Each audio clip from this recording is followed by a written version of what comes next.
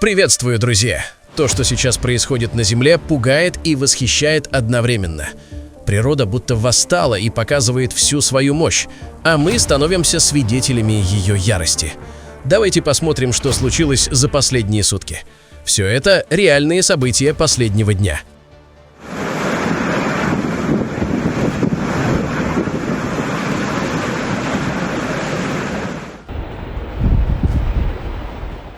Девятого и 10 декабря мощный шторм Брэм обрушился на большую часть территории Великобритании, принеся с собой шквальный ветер и проливные дожди. Стихия вызвала значительные разрушения и масштабные перебои в работе инфраструктуры по всей стране. Шторм сопровождался экстремальными погодными явлениями. В отдельных районах порывы ветра достигали скорости 145 км в час. Особенно сильно пострадали Девон и Южный Уэльс, где всего за сутки выпало до 111,5 мм осадков, что сопоставимо со среднемесячной нормой. Сильные дожди в сочетании со штормовыми волнами привели к затоплению улиц и прибрежных районов. Наибольший ущерб был зафиксирован в графствах Девон и Корнуолл. Река Дарт в городе Тотнес вышла из берегов, заливая жилые кварталы. Прибрежные дома в Ньюлине, Пензансе, Лонгроке и Моразионе оказались под непосредственной угрозой затопления из-за волн, накрывавших набережные. В Йорке были подтоплены прибрежные улицы вдоль реки Ус. Транспортная система страны пережила серьезный коллапс. Были закрыты многочисленные дороги и железнодорожные линии, в том числе ключевые маршруты между Пер и Нью-Квей, а также между Свиндон и Бристоль-Парквей. Серьезно пострадало и авиасообщение. В Дублинском аэропорту из-за ветра отменили в 91 рейс, и еще 10 перенаправили в другие аэропорты. На ряде автомагистралей, а также на мосту Принца Уэльского ввели ограничения движения. Железнодорожные линии в Шотландии и Уэльсе были временно закрыты из-за наводнений, на остальных маршрутах действовали ограничения скорости. Шторм не обошел стороной и энергетическую инфраструктуру. Более 4000 домов, хозяйств и предприятий в Англии, Уэльсе и на юго-западе Великобритании остались без электроснабжения. Экстренные службы работают в усиленном режиме. Метеорологи предупреждают о новых осадках и возможных подтоплениях низинных и прибрежных районов. Власти настоятельно советуют жителям избегать поездок по затопленным территориям.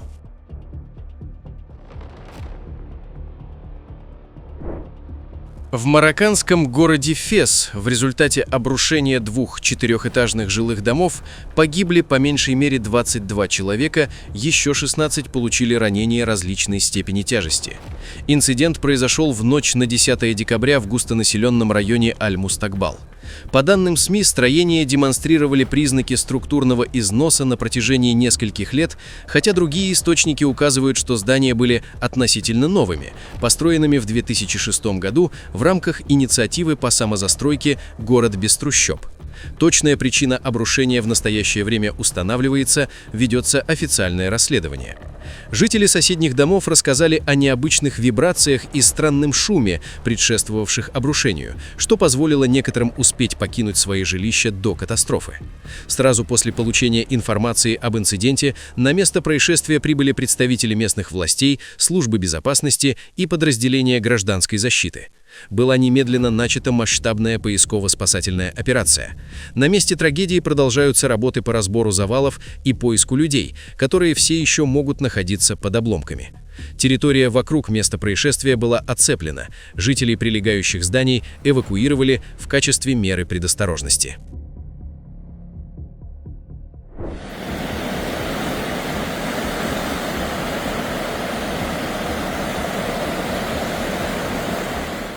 Во вторник северо-западные штаты США, в частности Вашингтон и Орегон, оказались под ударом мощного шторма и так называемой атмосферной реки.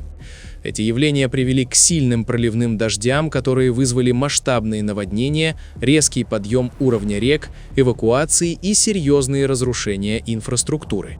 Наиболее серьезная и критическая ситуация сложилась в штате Вашингтон. Власти и спасательные службы до сих пор проводят масштабные операции по эвакуации населения, поскольку уровень воды в реках продолжает стремительно расти. Самые сильные подтопления зафиксированы в городе Чехалес, где спасателям приходилось эвакуировать жителей из затопленных домов на лодках. Серьезные затопления также зарегистрированы в соседнем городе Напавин. В городе Снохамидж был оперативно объявлен режим чрезвычайной ситуации и проведена эвакуация района мобильных домов, расположенного вдоль одноименной реки. В Оберне вдоль реки Уайт были срочно установлены временные дамбы для сдерживания паводковых вод. Особую тревогу у местных властей и синоптиков вызывает река Скагик в районе Конкрит. Там синоптики прогнозируют подъем воды до рекордных исторических уровней в ближайшие дни. Пострадал и соседний Орегон, хотя ситуация носила более очаговый характер по сравнению с Вашингтоном, она все равно вызвала серьезные последствия. В различных районах штата зафиксированы подтопление дорог, масштабные отключения электричества и временное закрытие школ. Атмосферная река принесла в регион беспрецедентное количество влаги. Прогнозы метеорологов оказались значительно превышены, паводковая ситуация развивалась стремительно, что потребовало немедленного реагирования экстренных служб по всему северо-западному побережью США. Друзья, если вы хотите быть в курсе самых важных событий и не пропускать наши выпуски, подпишитесь на канал. Так вы точно не пропустите ничего важного.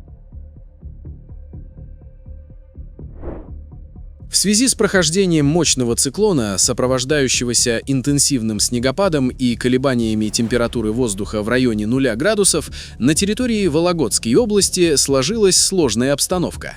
Эти погодные условия привели к быстрому обледенению проводов и падению деревьев, что вызвало масштабные нарушения электроснабжения в ряде муниципалитетов региона. Без электроэнергии остались более 14 тысяч жителей в 355 населенных пунктах. Отключения затронули Череповецкий, Шекснинский, Кадуйский, Устюженский, Бабаевский и Белозерский округа. Для обеспечения бесперебойного и безопасного движения на автомобильных дорогах проводятся специальные мероприятия. Одновременно с этим филиал Россети Северо-Запад в Вологодской области переведен на особый режим работы. Все силы и средства мобилизованы. Ремонтные бригады вынуждены пробираться к поврежденным линиям электропередачи через завалы деревьев для проведения восстановительных работ.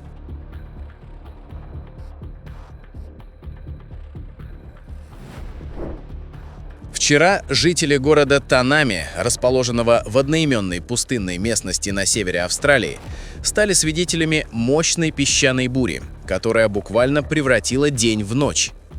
Огромное облако пыли и песка, поднятое сильными ветрами, стремительно надвинулось на город. Видимость упала практически до нуля за считанные минуты, а яркий дневной свет сменился непроницаемой мглой, что создало апокалиптическую атмосферу. Это явление стало следствием засушливых условий, сохраняющихся длительное время в пустынных регионах Австралии.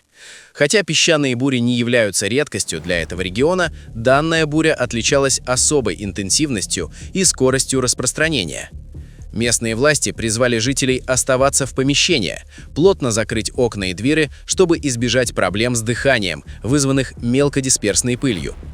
Информации о серьезных разрушениях или пострадавших не поступало, однако стихия на короткое время парализовала нормальную жизнедеятельность города. 10 декабря на индонезийском острове Ява была зафиксирована очередная серия извержения вулкана Семеру. В течение дня наблюдательная станция зафиксировала несколько эпизодов активности. Утренние сейсмические наблюдения показали 42 извержения продолжительностью от 64 до 128 секунд. Однако серьезную угрозу для местных жителей представляют не только сами извержения, но и их вторичные последствия. Сильные дожди, обрушившиеся на вершину и склоны горы Семеру, смешиваются с вулканическим пеплом, песком и грязью, образуя так называемые «холодные лахары» или вулканические грязевые потоки. Эти потоки уже привели к затоплению жилых кварталов. Так, в соседнем районе Лумаджанг десятки домов оказались погребены под 4-метровым слоем вулканического материала и грязи. Власти были вынуждены эвакуировать жителей в 3 временных убежища на возвышенностях, поскольку сохраняется риск новых сходов лахаров. Центр вулканологии и смягчения последствий геологических катастроф Индонезии настойчиво рекомендует населению избегать любой активности в юго-восточном секторе вдоль русла реки Бесук-Кабакан на расстоянии до 13 километров от кратера из-за угрозы выброса раскаленных камней и схода лахаров.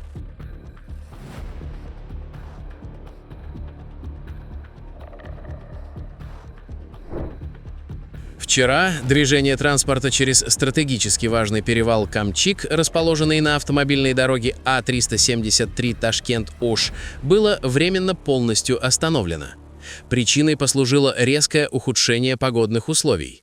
Основным фактором, вызвавшим необходимость введения ограничений, стал интенсивный и сильный снегопад, который привел к значительному обледенению дорожного полотна, резкому снижению видимости и, как следствие, созданию сложных условий для движения транспорта. Кроме того, погодная ситуация спровоцировала повышенный риск и реальную угрозу схода снежных лавин. Благодаря оперативным и слаженным действиям всех задействованных служб, уже к вечеру того же дня движение через перевал Камчик было успешно восстановлено. Водителям рекомендуется соблюдать повышенные меры предосторожности и учитывать метеорологические условия при планировании дальнейших поездок.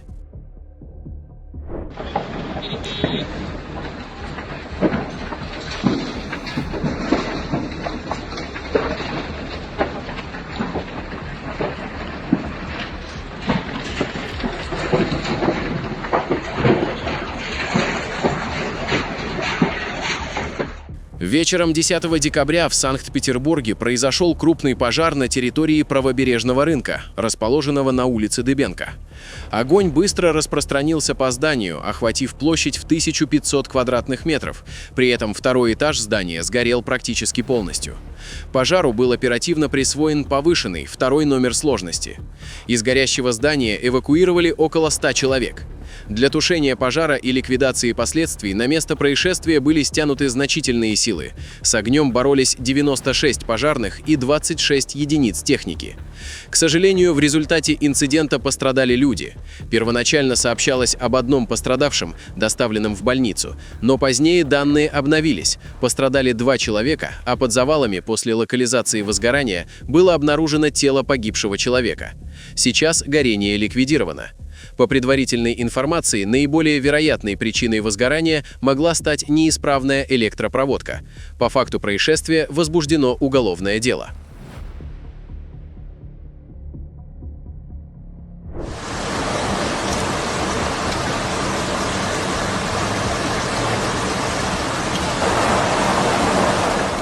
Южные штаты Бразилии продолжают бороться с последствиями мощного внетропического циклона, сформировавшегося между Парагваем и Аргентиной и прошедшего через территорию Бразилии. Стихия вызвала сильные дожди, грозы, мощный ветер и привела к человеческим жертвам и значительным разрушениям. В штате Санта-Катарина в результате внезапного наводнения пострадали 9 человек, несколько жителей были эвакуированы из своих затопленных домов. В штате Риу-Гранди-ду-Сул, в городе Озорио, проливные дожди вызвали локальные наводнения в ряде районов.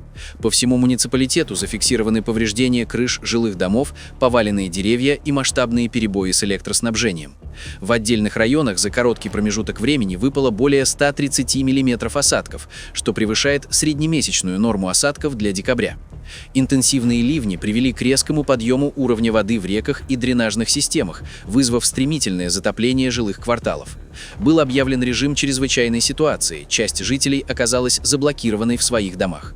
Циклон прошел пик своей активности, при этом порывы ветра в горах Риу-Гранди-ду-Сул и Санта-Катарины превышали 100 км в час. Власти штатов выпустили оранжевое предупреждение о сильном дожде и ветре. В школах штата Санта-Катарина были отменены занятия. Также правительство штата организовало помощь оставшимся без крова, предоставив им временные приюты.